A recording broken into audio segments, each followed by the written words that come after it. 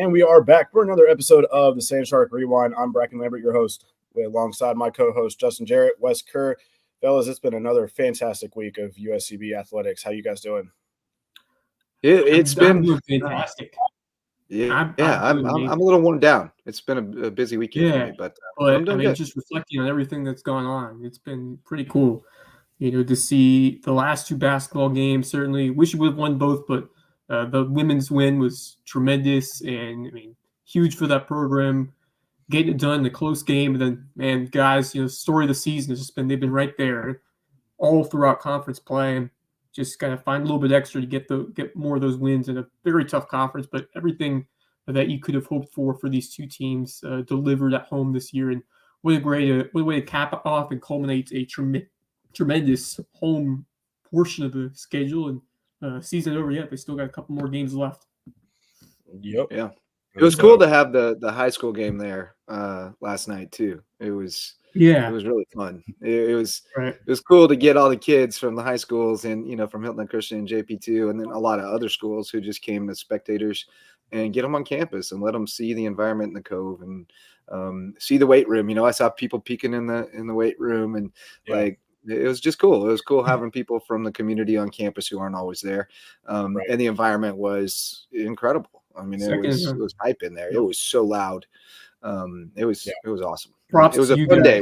We camped out. We camped out in the Cove all day, Wes. You and me. We were living over there. It was worth it. It was fun. It was a memorable full day, from the women's game to the men's game, all the way to this Skeeza game that is something we haven't been able to get to see is one right here at home in terms of the state championship game. So that was special, and we thank Quinn and everybody for helping set up the event. And I heard from them that Skeeza was really impressed by the turnout and just the overall atmosphere and proceedings. So I'm sure, from what I've heard, they would love, if it came up again, they would love for USCB to host another one of these. So yeah, a little bit more notice would be nice.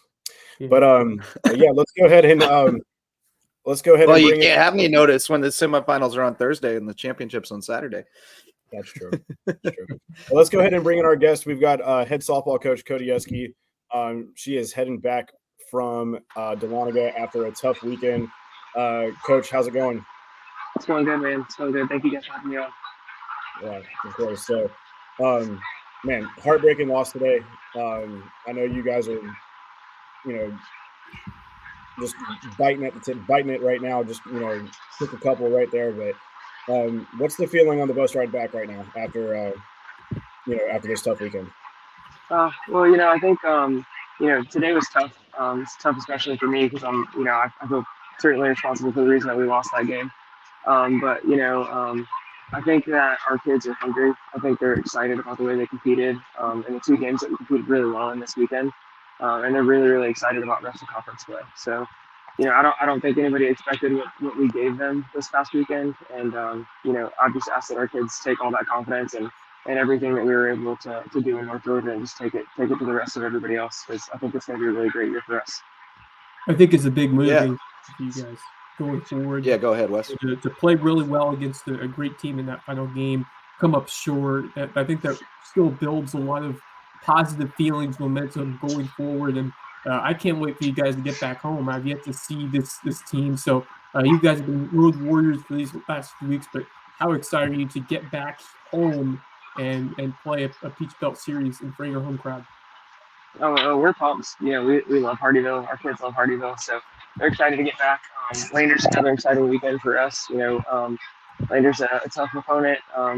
They certainly have the series against us right now, but we feel really good going into it.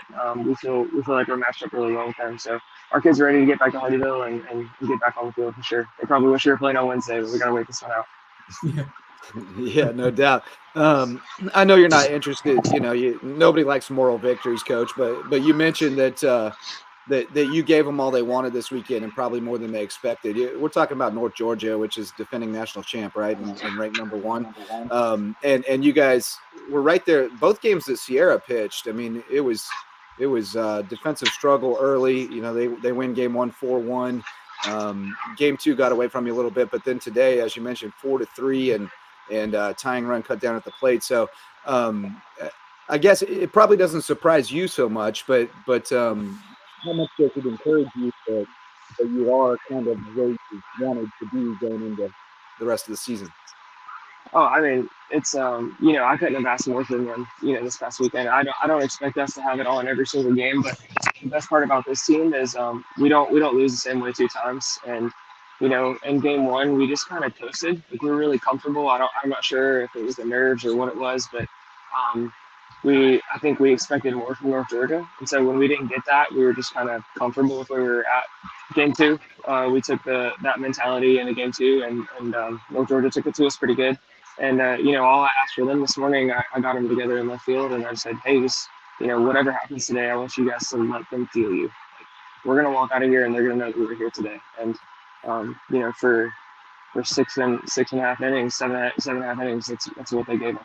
Our kids did everything that they could have done to put themselves in a position to win a ball game today against the best of the best. So that's all I can ask. And I think that it's heartbreaking to walk out and not get that win today. But I think for us, we're in the best position that we can be.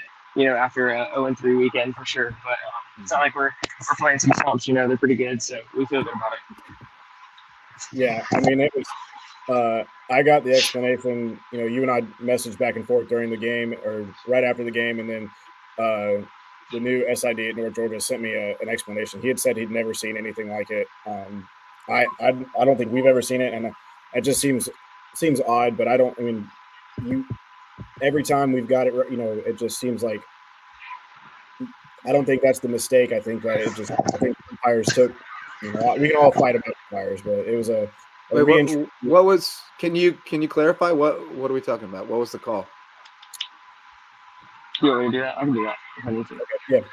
Yeah. So trying to think about what inning it was. This was in the fourth inning. I pinch ran J.C. Coleman for Mackenzie Fuller, and umpire didn't get the re-entry. So Mackenzie Fuller went back out on defense the next inning, and then she comes back up to bat next inning with two runners in scoring position. She busts a single through the middle, scores the tying run and the go-ahead run for us, and then North Georgia's coach comes out of the dugout. Says that we're batting out of order with legal substitution. Umpires turn the call over, so Mackenzie Fuller is out. Most of the runs go back. It's just one of those things that it happens sometimes in game management, and it almost never happens where it affects you that way. But it's just the way that it fell for us today. So when I say that I was the reason that we lost the game today, I was the reason that we lost the game today. It was poor game management on my part. It's a mistake that I've never made before, and I certainly won't make again. But I just asked our kids to forgive me for that, and just take everything that they can from this game and the way that they competed and the way that they came back and never gave up, and just use that moving forward. We were in it. Even still, the kids had my back the next inning. Like, they were right back at it, just absolutely pounding this kid. So these kids don't give up. They don't give up. And I'm not going to talk about the umpires. If you come watch me play, you know how I feel about the umpires. So. But as a baseball coach, I have a feeling we have the same feelings about umpires, Coach. Yeah, I mean, I wouldn't want to do their job. Like, there's a reason I'm on this side of it. I wouldn't want to do their job, and I certainly wouldn't want to do their job with me coaching the game. But I'm not going to blame anything on umpires this weekend. We had every opportunity to win the game today. Outside of all those calls. So we just got to keep taking care of business and doing what we do best. I appreciate the explanations. Yeah, of course.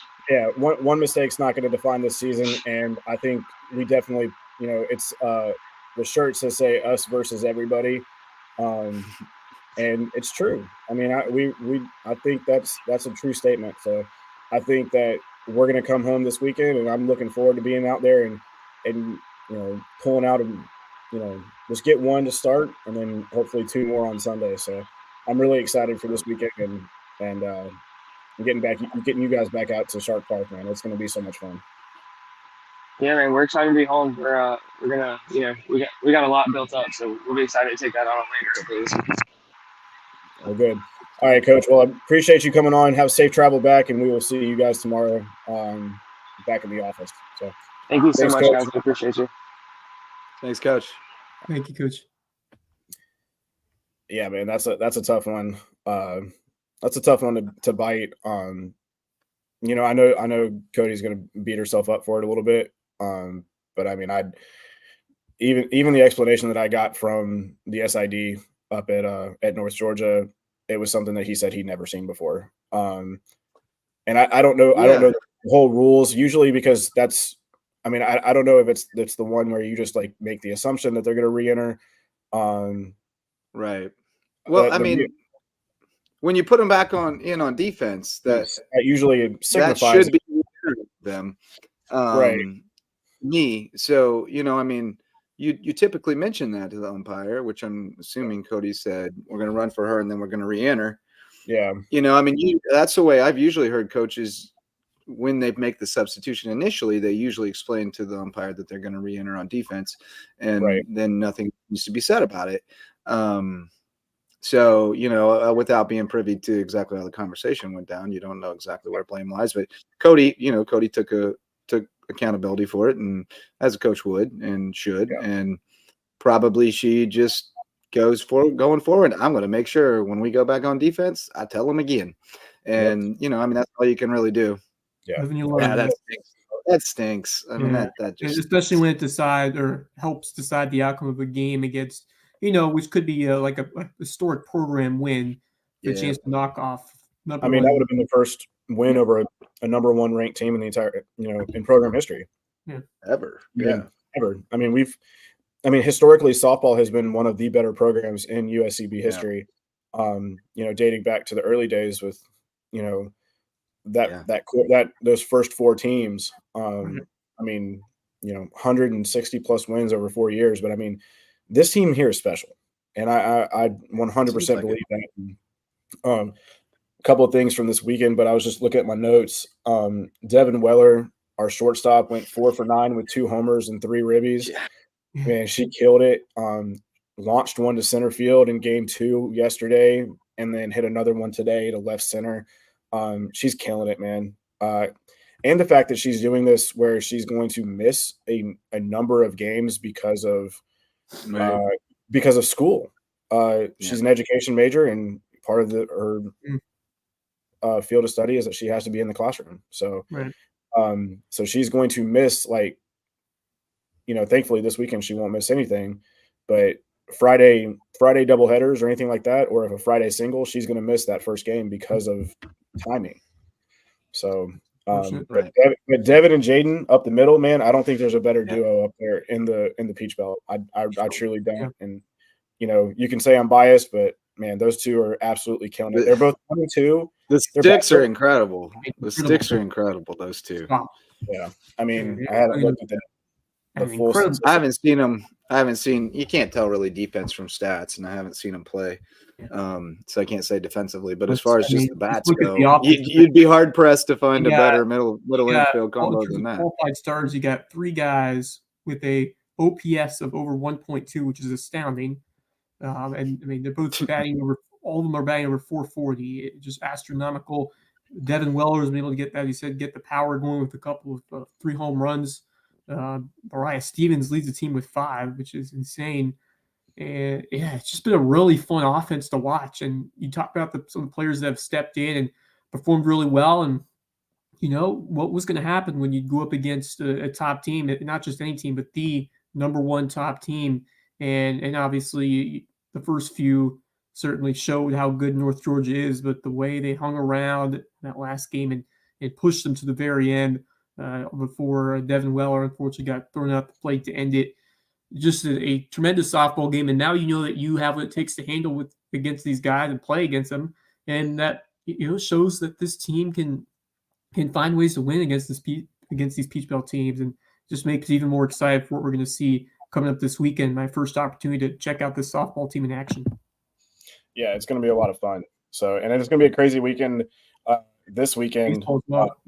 So, Wes, we'll have you on the call for softball.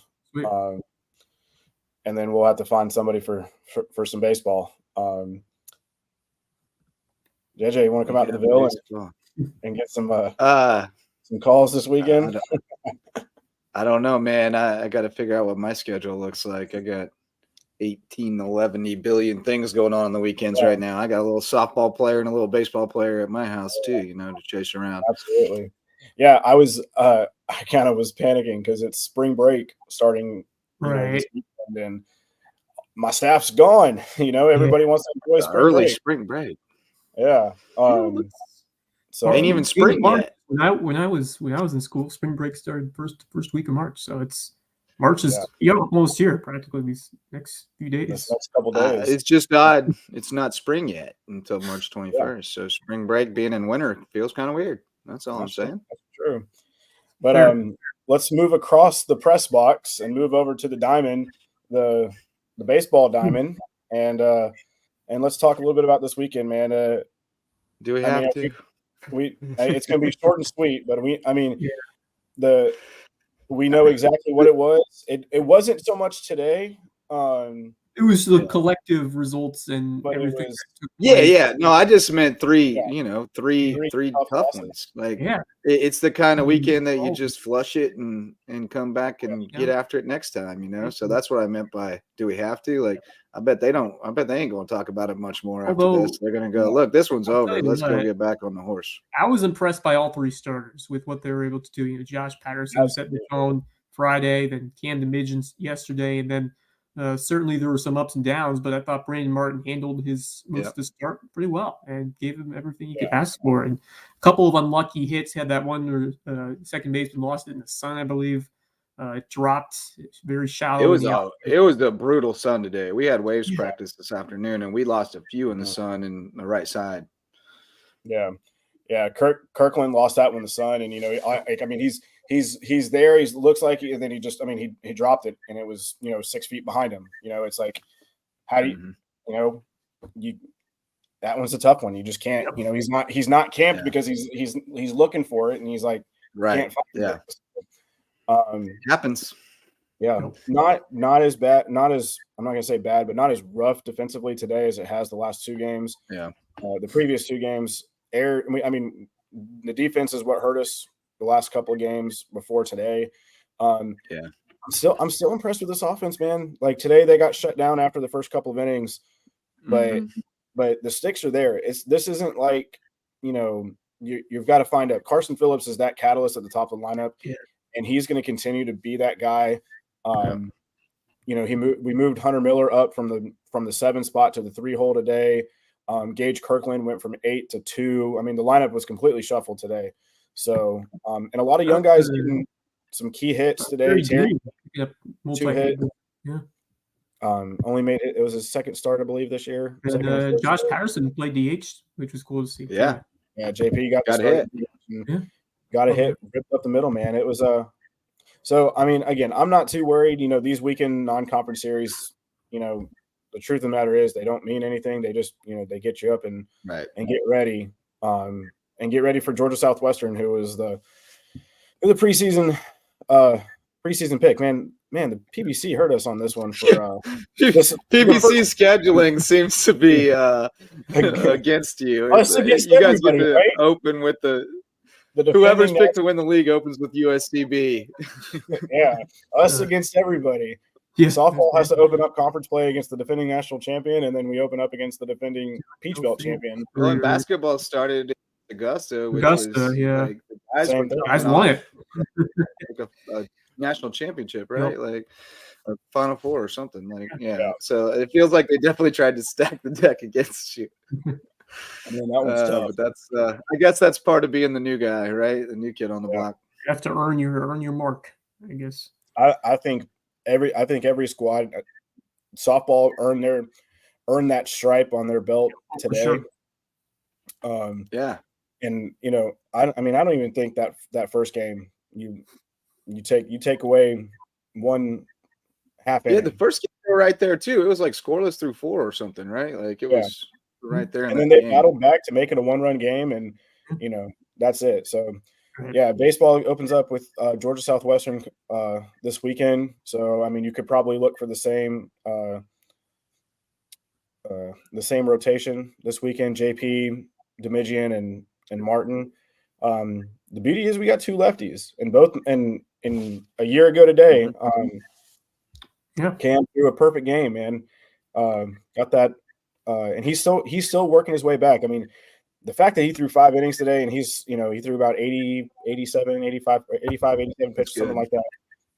And he's still recovering. He's a year out from tearing his UCL. Man, that's still 365 days. It's a good sign. Yeah. So it's a good sign he's getting stretched out. Yeah, and I mean they're gonna need it, And JP is able to go into the 6th. Brandon Martin's able to go into the 6th, and then you got guys who can come out there. Tucker Dove did a great job of relieving Martin this afternoon, kept him scoreless. So, yeah, I mean, again, still looking forward to this team and seeing how we stack up against a tough team in Georgia Southwestern.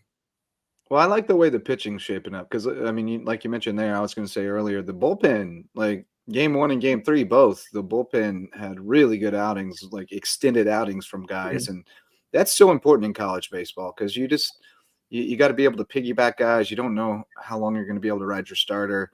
But when you got a guy who can go 2 or 3 out of the pen and shut them down, you can maybe get your guy out a little earlier, not let him go a third time. And then you got a reliable closer in Barnes who has shown that he can come in there and seamlessly get the job done. Yeah, so I like the way that staff's coming together. Just got to play defense behind them. If they play defense behind them, it's a different story. So I mean, but Carson Phillips and Gage Kirkland both made great plays up the middle today. A couple of really tough plays. Outfield defense, man, that's pretty stellar. He had that sensational catch on Friday. Galassi's, he's sick out there. And then he can cover some ground. Ryan Meyer, Gold Glove winner last year. Gold Glover. Yep. Yeah, I mean, I think he's had 3 errors his entire career. So I mean, I mean, and when I say got to play defense behind him, like. You can have a bad defensive game. That doesn't mean you're a bad defensive team. And so they had a couple of games there where the errors came at the wrong time. You can make the same number of errors too. And if they're all with nobody on and 2 outs, it's not a big deal. But if they come back to back in the same inning, it's a big deal. So they'll get back after it. They'll be fine. I know, they've tried a couple different guys at shortstop the last couple of years, and it looks like Phillips is a guy, so I think you just got to stick with him and ride him. And his bat's there, so you just gotta kind of live with the defense until it comes around. Sebastian he's Diggs solid up there, though. Strong at third. I liked how he was hanging in there.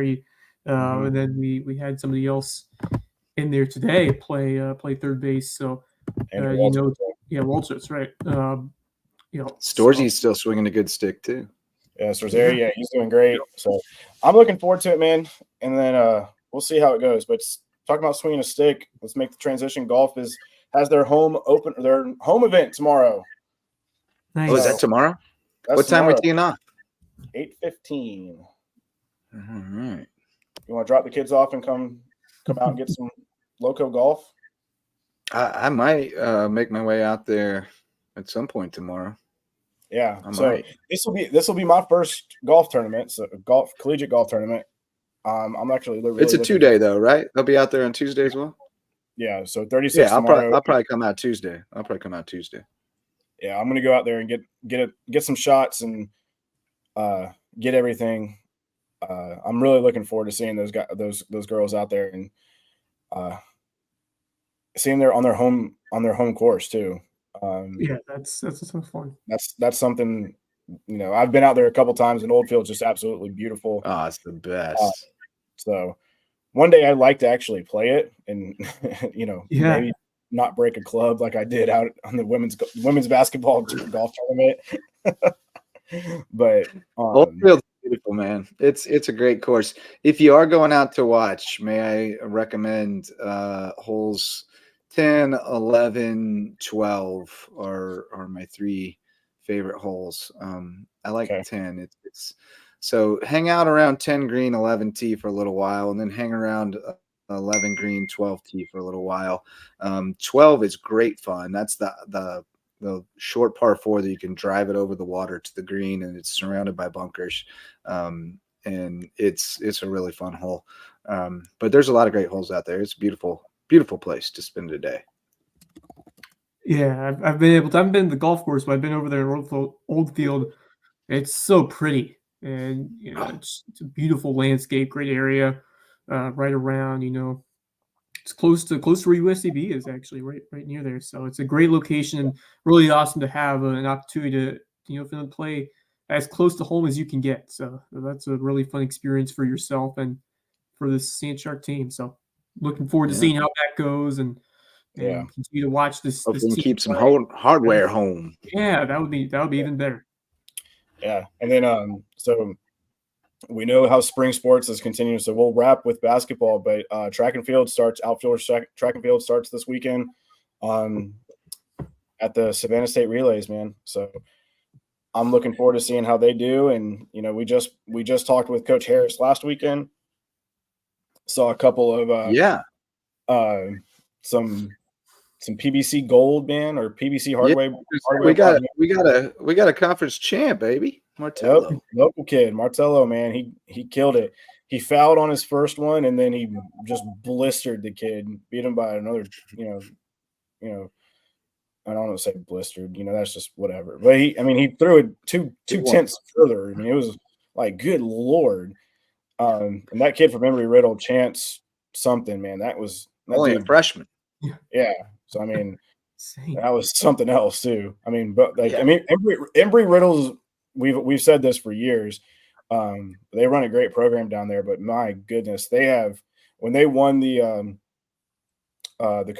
team conference championship, the men's team, they're like, all right, and the Embry-Riddle's men team, and then so they're all walking onto the track, and you look down and they're still walking, and you look down again and they're still walking onto the track. It's massive. Looks like a football team. Yeah, you probably had as many. They probably had 50 or 60 guys on that team. So, well, that's how you do it. That's how you score points. That was something I learned, how you score points at a meet. Depth. Gotta have depth. And so, we're really young. We got a lot of good things. Cam, man, I'll tell you this. I'm loving watching the jumps, and I know that's Coach Harris's specialty. The sprints are exciting. Got second, right? Cam Edwards. Cam got second in the long jump. Yeah. Yeah.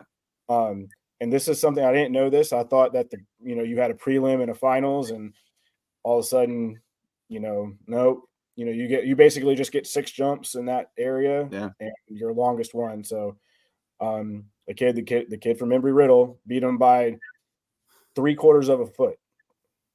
3/4 of an inch. It's 3/4 of an inch. Of a foot. Yeah, 3/4 of an inch. I was going to say 9 inches. Oh, sorry. Yeah, 3/4 of an inch. Yeah. And it was that close. And I know, and then Cam also competed in the high jump, and he hadn't done that all season. Finished 7th, and then he finished 2nd, or finished 4th in the triple jump. So solid. These guys are. It's gonna be fun to see how these go. These kids do, and then. But I'm also impressed with Sophia Stalford on the way, seeing how she's going to do with the discus and the shot put in outdoor. She and Coach X have been doing great things over there. So shout out to my boy Xavier. Man, we've known each other since we were kids. Beaufort High grads, 2010, class of 2010, man. He's still over there. He's still working with Glaze. And that man has been there since my mother was in school. So Glaze, he's been there since Methuselah. He was born there. Yeah, back when Beaufort High was at Beaufort Middle. So Glaze goes all the way back. Back when segregated days. He'll tell you about the old Beaufort tidal wave and all that stuff. That man's a walking encyclopedia of Beaufort knowledge. And he has coached so many kids and sent so many to the next level. He's a great guy. Great resource. Just if you don't want to know anything about history of Beaufort, or especially Beaufort sports, he's the guy to talk to. And I've been blessed to hear from him a few times when he's come on our shows. So love him. I didn't know he's ever hopped on the show before. That's something. That's awesome. Oh yeah. Yeah, we got Glaze on before. Yeah, man, we got to get bees, man. I'm hoping that the Lowco the Lowco basketball showcase happens. I will never forget Coach Beasley, man, as our PE teacher. Oh my goodness, that guy. But he and John Dress are the 2 basketball coaches who are hopefully going to lead the Lowco basketball showcase. Hopefully, that was USCB, the plan, right? 2 years ago. COVID. Don't know yet. There's some complications there, but we'll discuss later. Yeah, we're trying to find a venue for it. Unfortunate that we didn't get that the year we planned it. Yeah, we're gonna get it done, but it's just complicated because I am,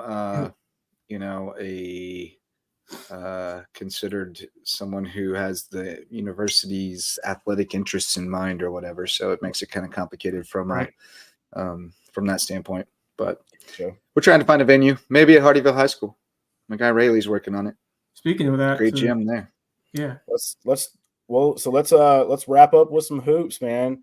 Yeah. And should we talk guys first? I don't have any highlights. Didn't have enough time to cut highlights, but no. Let's talk to guys first, and then we can talk a little bit about the girls and kind of dive deep into them for a few minutes. And sure, but yeah, man. Yeah, the guys are. Into the in that game. It's been frustrating for them the last few games because they've been right there on the doorstep and just haven't been able to pull them out. And I know that's certainly missing a couple pieces that you've mentioned have been. Yeah, I mean, I still think that losing Dylan Lewis was a huge loss, underrated loss. That is, they could hide it a little bit against some of the competition, but not so much against the good Peach teams. But I mean, they're going to be fine. I know Coach Ron doesn't want to hear that they're young anymore. Yeah, that's not an excuse. But the reality is that most of these guys have 3 years of eligibility left after this, and they're just going to get better and better. And, Bullock was beating himself up after the game. I talked with him, and he was bumming because he didn't get a shot off on that last possession.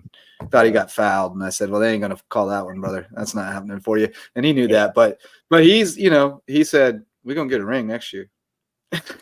Man, I'm telling you. He does not lack for confidence. No, we've said this from the very start. If this is how bad we are right now, and I say bad as in losing. This is where we are right now. Yeah. Yeah. If this is where we are right now, with zero experience, again, we've mentioned it before. All of these other teams have had years together, and they get to, they practice. They practice in the off season. They're getting ready. All of these guys met in August. That's the first time a lot of these guys. Yeah, they haven't even had a real off season together. Like it's And then so this is, I feel like, and this has been basically accepted throughout the entire department. This is the worst we'll ever be. Yeah, I mean these last 4 games: Georgia College, North Georgia, USC Aiken, Flagler. They're all decided by 1 possession or fewer. 90-93, 82-84, 74-26. They're all 1 possession games. All of them. Yeah. And just goes to show how close they are. And just more impressive. It's their first season. And as you mentioned, they've been together for a full year. So, these guys. And that game against Aiken was a miracle, which we went back and looked at the video. 3-pointer, not a 2. Oh, yeah. He was like, I was like, what? 2? He was like 6 feet behind the line when he let that thing go. But, I mean, that one, so, I mean, if they're playing this well now, and they just got to find, and I don't think it's a missing piece in terms of a player. I think it's just a missing piece of experience of learning to finish out that game. It's the learning how to win thing. It's how to close it out. Because now this last game was different. This game against Flagler was a little different because they had to kind of they were down in that game 8 to 10. But the ones where they let leads slip away, I think, are the ones that they're really going to think themselves about. And that's where, and it's a tricky thing that I think they have to kind of figure out, because the style of play that they play lends itself to letting the lead slip away. So, I think that's something that Fudala probably is trying to. Yeah, he's probably trying to crack that nut in his head. Like, how do we like implement a end of game type strategy that still doesn't like totally change our identity, but protects us a little bit from that kind of thing. Yeah, kind of like so I think that's parking the bus soccer wise. Like, can you find a way to play more defensive without totally getting out of not totally what you do. Like Well, I think they've kind of tried to do that, but like it's a fine line between that and like playing not to lose, and so it's just a delicate balance that with the style of play they play, it's going to be a thing that they have to kind of grow through and figure out. But we've seen them close games well, and then we've seen them not close games well. So they'll get there. I mean, I have full faith in that coaching staff and that team. Udall is he's the right guy. Yeah. And I mean, and Luke Dyer and Jalen Flowers, man, those guys. I go back to the office, wrap up a couple things before heading home. I just feel like I should just put a cot in my office from now on. You should, because then I can just shower there and Murphy bed. Can you get a Murphy bed in this renovation? I would love to try and get one, but that'd be funny. Kenny Anderson. What's up, Big Lefty? Man. OG throwing it back. Yeah, man. One of my buddies, man. Com Studies, brother. Yeah, that was. Hammocks are cooler. I agree. Hammocks are very cool. Murphy bed would be pretty dope in the office, though. You just fold it up into the wall. Yeah. But but make that so. I didn't get to see this, but how was the fan appreciation with the guys? I kind of got to see it from the girls a little bit. But you guys both got your signed posters and so those are gonna frame up hopefully and I plan to. I cleared out just to get. I went to the car to watch the Hilton Head Prep game and just clear my head and not be in the chaotic environment. So I didn't hang around for a long time after the game to see the fan appreciation for the guys, but it was pretty cool when Gattosi was doing color with me for the first half of the guys game and people kept coming over and bringing her posters to sign. That's awesome. How did Lydia do? She was great. She said she didn't think she talked enough, but she did fine. She's used to doing the guys game. It's hard because I talk a lot during the guys. There's a lot going on. So. Also, you don't have a lot of time to get a word in. Side note, not particular about USC, but what happened afterwards with the JP Hilton and Chris Academy game. That was the first time I've gotten to call a basketball game. That was a lot of fun. So and really cool for you, Justin, that you've been able to be a part of this inaugural season. I think calling college basketball in general is something that's really cool, but especially it's dream come true. This history, and I'm sure it's extra special when you're in the building that very first game. Back in November, and to be the voice of the Sand Sharks is pretty awesome. Yeah, when you guys asked me, I was really excited, and I was kind of like surprised at how excited I was. Like, wow, I'm really excited about this. But then when I got there, it was really obvious why I was so excited, because it was like, man, I put a lot of energy into this place over the years, whether it was from the day that they launched athletics, I was covering the teams for the Island Packet and Beaufort Gazette. And then I went and worked there for 6 years, and we've continued to cover the teams through Lowco Sports. So, I've invested a lot, and I had a lot emotionally invested in the success of USCB athletics for a long time, and still do, because I cover sports in our community. So obviously I want our college programs to be successful and be entertaining and interesting and all that. To be able to kind of come full circle and come back in and be a part of the team again and get to be, because there was some FOMO, like I wanted to be there when basketball started, and I'm not. And now they have basketball, but I got to be a part of it again, right. and I 100% feel like part of it and part of the team. You guys have embraced it, and I feel like Coach Ron calls me Coach JJ, and like I feel like a Sand Shark again, and it's been really awesome. So I'm grateful for that opportunity. Cool. Speaking of like full circle, can you? I know you were tagged in it. Can you pull up the picture that we took? Picture? Oh yeah. I should be able to. That was pretty cool. I felt so. Just a little. So Dr. Upshaw was obviously she was the person who had the vision of bringing athletics to USCB. Back in 2006 when we started cross country, and then that followed with golf and baseball and softball, soccer, and now with men and women's basketball. But that was the first time that she had gotten to come to the Cove. Yeah. And for me, it was the first time I got to see her in 10 years. So I had not seen her since graduation. So the OG stuff, man. That was I felt like a little kid. So lots of goats in that picture. Lots of goats in that picture.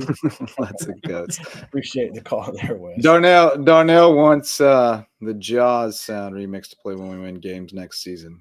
Hey, we've been playing the baseball Baby Shark song played by the other team. Amen to that.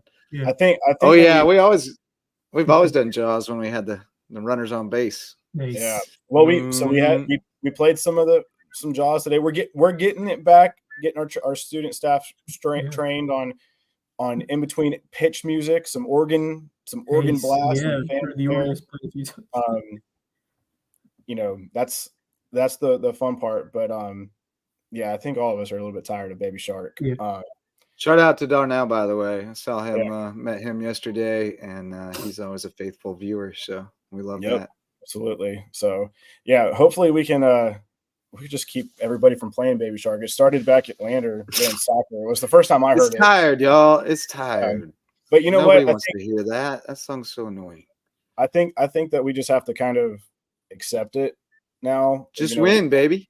Just win, baby. So, but speaking of winning, just win, and then if they play it, just talk about it. Speaking of winning, how about our women's basketball team? Holy smokes, man. Through every bit of adversity this season, they're looking at a chance to play in the conference tournament. It might be as the 8th seed, and you might have to play Georgia Southwestern, but you make it to the tourney. My goodness, man. You know who Georgia Southwestern really doesn't want to play in the first round right now? Us. Yeah. All the pressure they'll take Flagler or Georgia College all day. They don't want no part of y'all. No one wants to play with us right now. No one wants to see Primo step up on defense. No one wants to see Janiyah. And the best part is we did that with Janiyah without Janiyah for 32 minutes. And we know Janiyah is the scorer. She's the scorer. Bucket. Yeah. She's going to pick up a ton of boards. And thank God she's okay. Had to go take. Go get that gash. 7 stitches. I knew she was getting stitches because, she and Maddie conked heads, and both of them were down on the floor. And Jay gets up in a pool of blood, and you're like, oh God. So you see her go to the back, and then she never comes back out. So you knew she had to go somewhere to get it stitched up. But Maddie, credit to her getting back in there and coming up with a huge bucket at the end to tie it up. And then Mighty Mouse, Janiyah Bowman, man, picking up the rebound down in the corner. Yes. Oh my goodness! And then Primo picking up the loose ball rebound, and then towing the line with as it's just winding down it's like watching slow motion. I'm like, I don't want to leave because we got to go to baseball, but it's time. I was praying that she would hit at least one of those free throws. But man, I still don't think they fouled her. I don't know, man.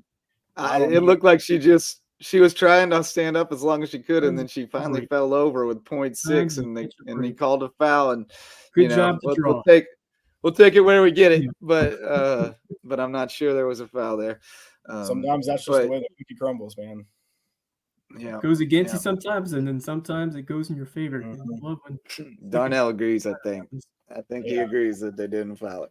Yeah, I didn't. I don't know, man. But we've had more than our share go against us close calls. Sure. And so that was a foul that ref Otis. That is almost certainly true. There's my man Jerry. Jerry's got the dopest fits at every game, by the way. So Jerry's got the dopest fits at every game. So JJ, I have a question. So how often do you go back and watch the broadcast? Never. Never? No. Oh man. Well, you need to go back and watch this last one. Why? You need to go back and watch this last one because I want to give.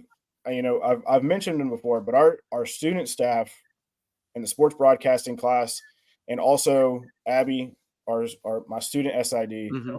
Man, if you haven't seen the video that Abby did for the last game of the Cove, Like, I mean, she did it in a day, cutting audio, getting you. I mean, you're in there. Well, I watch all the stuff I watch the highlights and I watch all her stuff on Instagram, but I don't go back and watch the broadcast. I don't go back and watch my own stuff, period. I don't read my own stories. I don't watch my own. No, I already did it, lived it, don't need it again.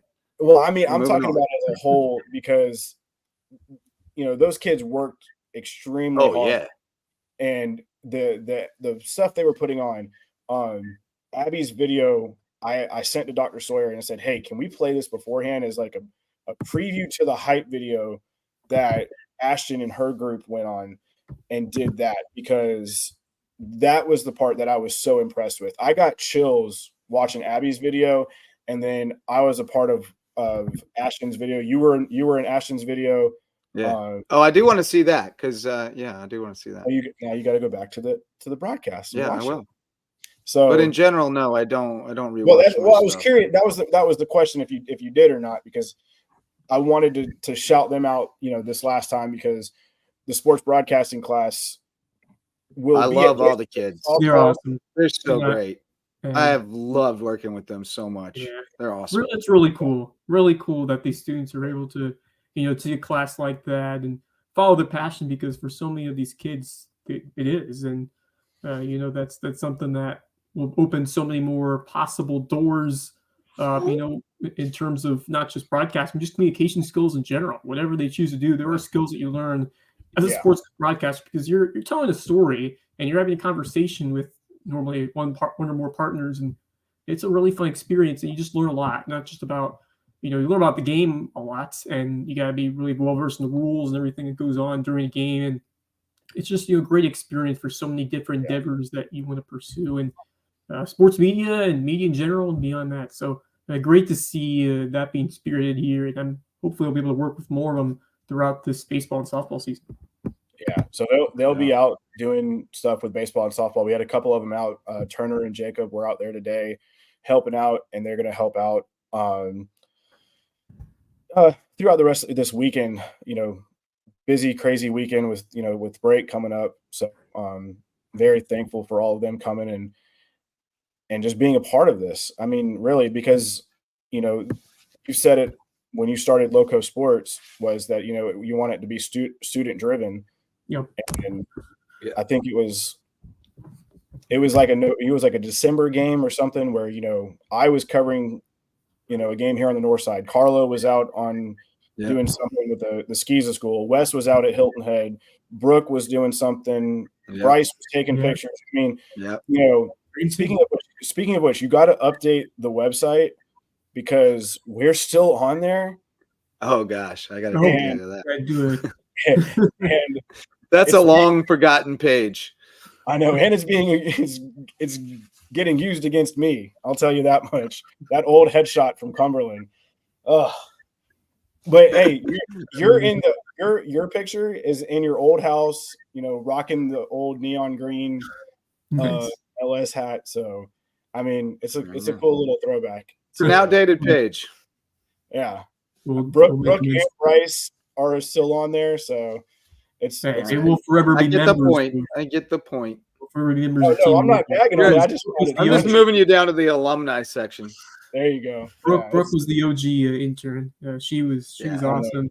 And actually, I see her during basketball season. She came back to watch when Hilton Christian came over to the Nest and got to catch up with her. So that was a lot of fun. Now Syracuse. But yeah, I mean, I want this year has been, even though basketball is technically not over, we got 2 more games and hopefully a little bit more with the women's team. I think yesterday's loss mathematically eliminated the men. Yes. But what the hell? Go get 2 more wins and finish 5 and 13 or whatever it is, and just prep for next year. I mean, God, I wish that we could go to Augusta on Saturday. I want to go to that game so bad. Yeah. That's so much. That's one I definitely want to go to. But man, this is going to be a great day. I mean, it's been a great season of basketball. It's been really fun. It's exceeded my expectations. And I had pretty high expectations. I mean, I had the vision of basketball at USCB for a long time, so I had an idea of what it might look like, and it was better than I could have envisioned this year. It was really fun. All right, my last question for both of you. One memorable moment from the women's game, from the women's team. One memorable moment from the men's team. Ooh. I mean, guys is Augusta. Yeah. Guys is Augusta. Yeah. I'll go with the 4 overtime win because that was pretty special for the guys. Yeah, that was amazing. But I think for me, the guys, it was Augusta because that was like, holy cow, this is for real. Like, and then for the women, I'm going to say the very first game, the home opener. It was buzzing. I'm going to say North Georgia. I'm saying North Georgia. Yeah. 65-point revenge. Yeah. That was it for me. But I mean, so many great memories. Yeah. So many great memories. Oh, yeah. But I just remember seeing how it started and the energy that was in that building was. Opening day was amazing. Yeah. I'm gonna go with Kev's alley-oop. To me, that's still one of the best. I still love it. I just can't separate any of the dozens of alley-oops. Like there were tons of Karan Anderson just had some ridiculous highlights all season long. Yeah. Marcus's 36 and 25 in the 4 OT game was unreal. The Aiken game was just unbelievable too. The Aiken game at home. Both those games that night were just unbelievable. Mm-hmm. It was just every time out was a pleasure. It was so much fun. It's awesome. Mine's for the women's team. It's the first conference win. That one against Aiken, that was such a fun time for them. And, it was the Navy out. So it was the first time we ever wore the Navy jerseys at home. So that was so cool to me, you guys are a part of it and it's just getting started. One of the coolest experiences I've ever had here at Lowco Sports and just, covering sports general back to when I was over in college and all they did there. And even prior to that, I mean, there's nothing like that inaugural season and to be able to be a big part of it, be at the scores table and, to make your mark on it as you did, JJ, and yourself, Brackin, and all of your incredible student workers. I mean, just for a first year program, it was run seamlessly. I mean, obviously there were some kinks, there were some certain things that we had to fix along the way, but I mean, your students and yourself, everybody did a tremendous job, the whole game day operations staff. Huge kudos and props to all that they did. Outstanding. Yeah, man. Good stuff. Yeah. It's only going to get better, and we're only getting started. I can't wait, I can't wait till November next year. Yeah. So, we'll have locker rooms and everything. Yeah. We will. I mean, it's coming. If you guys, if you ever get a chance to come out to the Cove and check it out, and the new the seat back bleachers seats will be in. No more folding chairs. Hopefully we're gonna have some more additions for the broadcast table. The folding chairs were kind of nice though, honestly. Yeah. Well, we're gonna have full-on bleachers, and it was a classy look. Yeah, that's. I think we set it out to where we had exactly what number was, but hopefully we're gonna have a broadcast. The scaffolding hopefully will be gone, with a platform out there for our broadcast cameras, and just continuing to upgrade and get better each time. The head referee for the men always asks, "You got 4 camera angles yet?" I'm like, not yet. Let me know when one of the other schools in the Peach Belt get 4. Then we'll hopefully get there. But Dr. Caroline Sawyer's done a tremendous job all season long with us. And, been a pleasure working with her. She's a pro, and she's showing the kids how to do it the right way. And it was awesome to be able to work with that whole crew. It was really a pleasure. Kudos to all of them. They're all great kids, and I'm looking forward to working with them for the rest of the semester, and then hopefully getting some of them on board next year to work game day staff. And that's the big thing. A lot of them have come and said, hey, they want to come do this. So yeah, it's fun. Tremendous. Yeah. All right, guys. Well, this has been a great episode. can't complain. We're ready to go, man. We'll be back again next week, talking right after some Georgia Southwestern and Lambert sweeps. Let's go. I'm looking forward to it. Good. All right, JJ, finish this out. All right. Well, thanks for joining us, everybody. And Darnell says thanks for your support. See you next season. And as he said, until next time, keep your fins up. Fins up.